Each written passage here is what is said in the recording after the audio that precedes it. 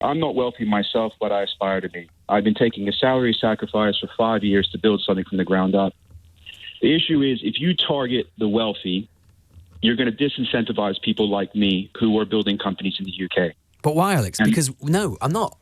Because I'm going to incentivize. We're going to reduce your levels of taxation. We're going to reduce the tax on your income. We're going to reduce your capital gains.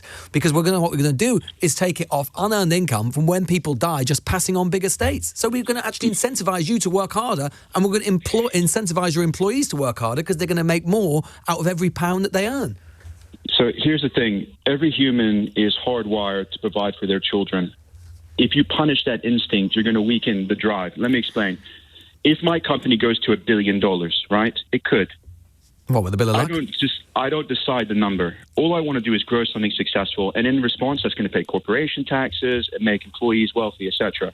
Yep. If the UK does these inheritance taxes, I will relocate because I want to pass my wealth to my family. Well, and Alex, that's human nature. Alex, let's just say that, obviously it would be a kind of ridiculous number, but I hope it happens. I really do, because I believe in income generation. I believe in I want the country to do well. So let's say you were to pass on £1 billion as an estate. And let's say we put inheritance tax, and inheritance tax is, let's say, 70%.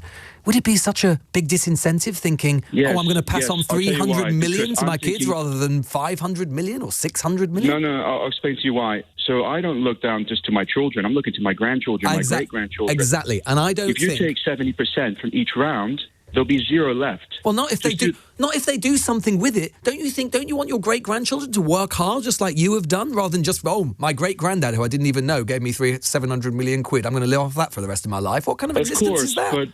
But if I make all this sacrifice, I don't age myself, and we all do this, everyone's working hard. But if you're just giving it to the government, that's, again, disincentivizing me. Because I think my kids... I want to provide for generations. I want multi-generational wealth. And again, I don't have it now. Well, take a holiday. Spend the money. Take a holiday. Spend the money. Buy a nice car. I don't know. Like, why do we prioritise? And, if you do that, then that's creating other jobs. That's putting that money back into the economy, which is exactly my point, rather than storing it up in wealth. You see, this is where it's difficult. It's difficult to change your opinion and others, but I will just say this, that it will definitely change the way that I would view living in the UK if they do all these things.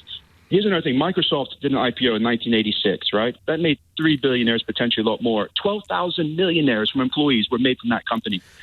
When a company does well, the UK, we're full of, unfortunately, dinosaurs in the footsie. If you look at the US, all these companies like Meta, Amazon, Tesla, look how much wealth that provides. How many employees are millionaires? We need companies like this to grow.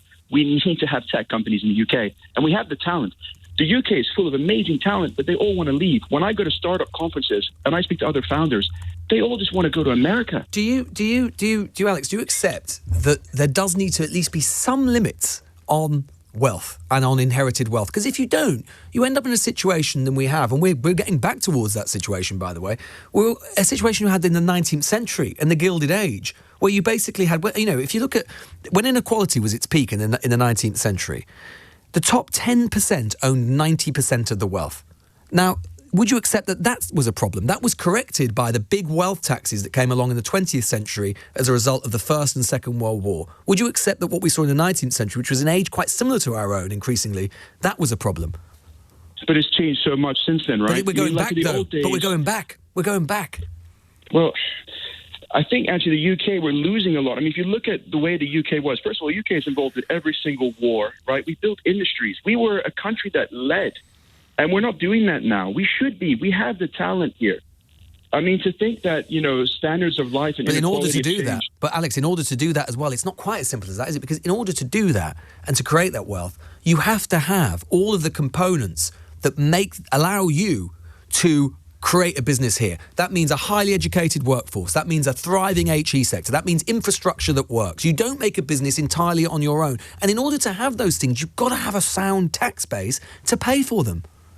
I think we're taxing too much. I agree with you on income. I agree with you on income. You're right, we are taxing too much. That's why we need to shift it. The point I'm making is you can't just change the rule. Again, I'm not part of the elite, but if you start saying we're going to start doing heavy inheritance tax, that is going to disincentivize me to want to remain in the UK. Okay. And I'm born in the UK. I lived in the US, so I'm born dual thing over this guy was just talking, he's American, expat. But we can't win, can we? Because we also get people who say, therefore, that, we're taxing income too highly, so they're going to go and live in Dubai, or they're going to go and live in Portugal, or wherever it is. So we've got to make a decision somewhere.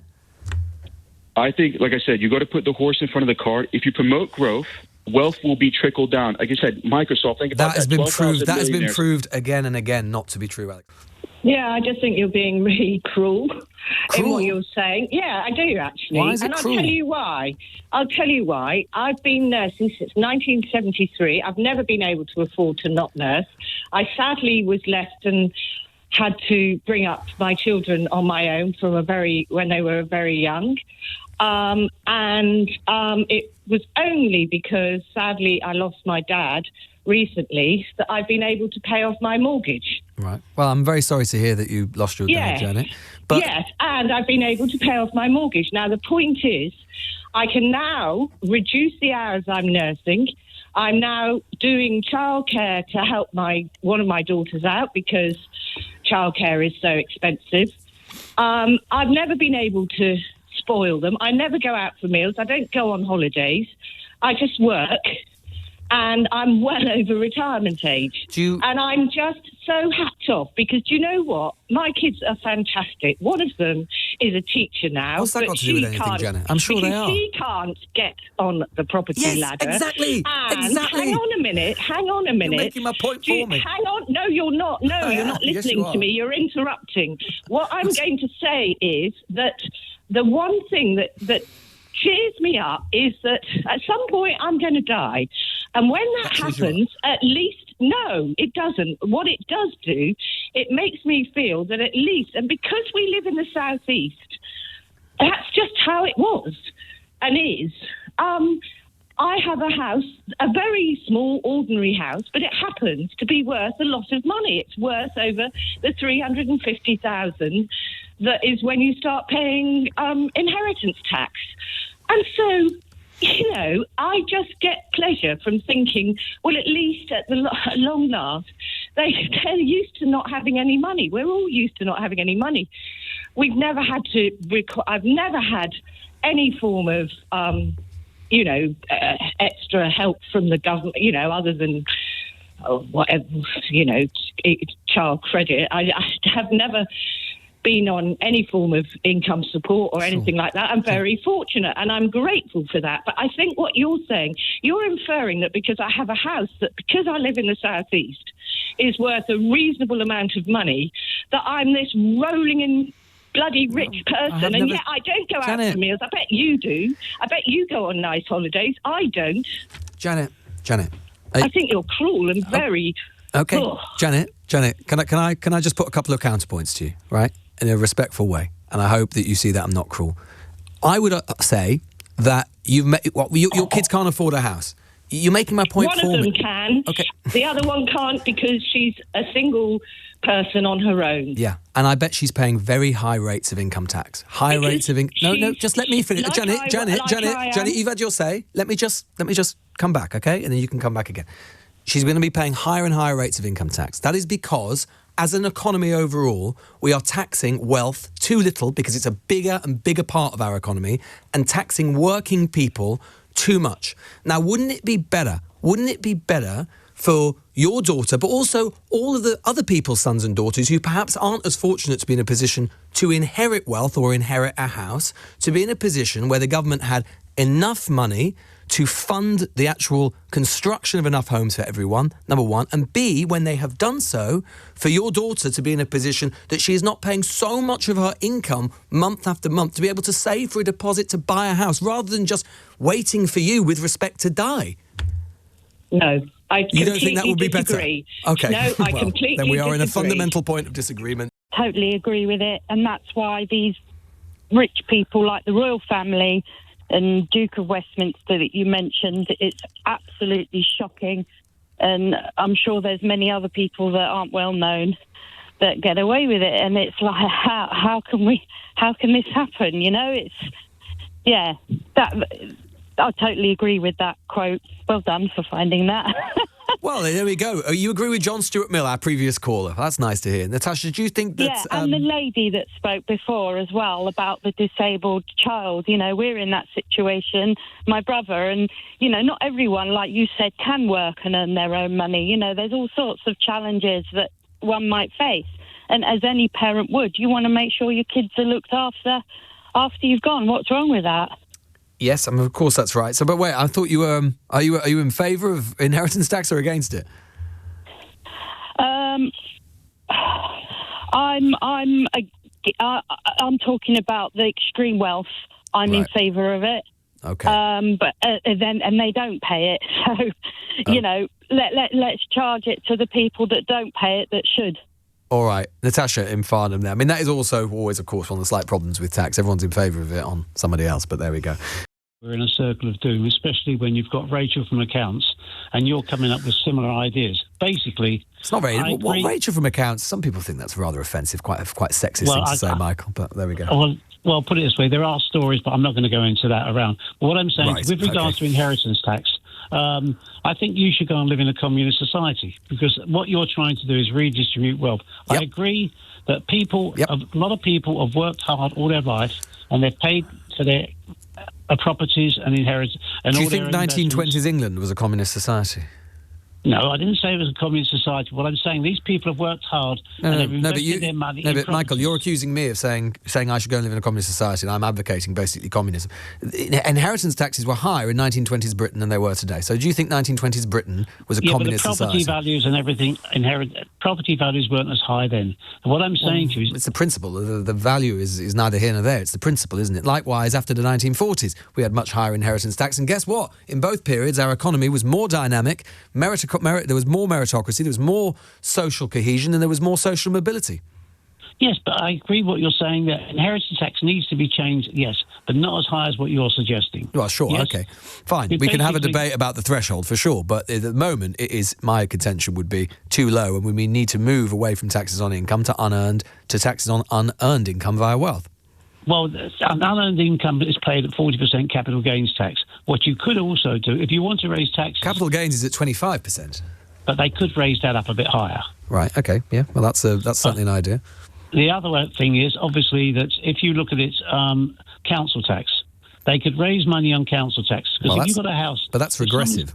Yeah, it's regressive, but what I'm saying to you is, if somebody's got a house worth $1 million or $2 million, why should they be paying in a higher rate band as somebody who's only got a house worth $400,000? But the problem with the council, I mean, I agree with you in principle, Michael, but then the problem with the council tax, obviously, is that it's such an imperfect system because it's based on property valuation of the early 1990s, because no government has dared to look at it again since. So I think just sort of adding extra bands, you're just compounding an imperfect system. Far better to look at wealth taxation in the round, including inheritance tax, including property taxation, and come up with something new. Listen, I think, property inheritance tax might need to be changed. But as the previous caller said, losing the family home is one. Why shouldn't I work hard, which I've done all my life, and decide to give my children an inheritance? But why should people who work hard all their lives pay less as a percent or more as a percentage of their income just because they haven't happened to be in a position to inherit anything from anybody than people who do inherit things from their parents and grandparents for which they have done nothing to earn it? I disagree with you there, but the other thing, if you want to raise money, is like other countries, you keep mentioning European countries. Let's take America. On a lottery, if you win the lottery in America, you pay tax. Yeah, okay, fine. But I mean, I'm not sure America, with its massive wealth and income inequalities, is necessarily something we should be aiming for. I've rented all my life, and I have a son, and I've done every job known to mankind, from being a dustman to building and all sorts of things, apart from my actual profession. But what I was going to say is that Margaret Thatcher, with the right to buy originally, a lot of people, allowed them to become richer and so on, selling their council flats and all. But what's happened is a total commodification of our whole economy. Mm-hmm. And that is destroying a social atmosphere that I grew up in and has existed for a long time. because it's actually a very subtle form of divide and rule, which is the absolute inherent nature of the politics in this country. And the quotes that everyone is using, which absolutely I couldn't understand, two phrases: social mobility and the housing ladder. Now, what would the subtext of those two phrases be? You can believe them, or you could read the subtext being, you should feel insecure about who you are and should be aspiring to be something greater. Now, in France, I heard a debate on there. I have French family. They said, in France, we work to have a life. In England, you live to work. And that's sort of what you were saying. Yes. I know I'm being a bit more sort of general and less precise with evidence, but I know that to be true. Our children now are starting life without any help, 50 grand in debt. Now, if you're from a rich family, you're going to make a lot of money out of 2.5% loan. You'll make money out of that. Yes. If you're a clever parent. If you have no capital and your parents are just working, or maybe not working, but your son or daughter gets you to start life 50 grand in debt. My generation, we got grants. We didn't have to pay them back. It's absolutely, and no one ever talks about that, Tim. So no one ever talks about that. Nobody talks about, as you were saying, the top down, and the knock-on effect which is hitting us now, why we're talking about it, mental health, all these issues that are coming up day to day are a lot to do with social insecurity. Absolutely. When I started off, we had a thing called social security. Now, if you try going down that path, you're virtually told you're a criminal.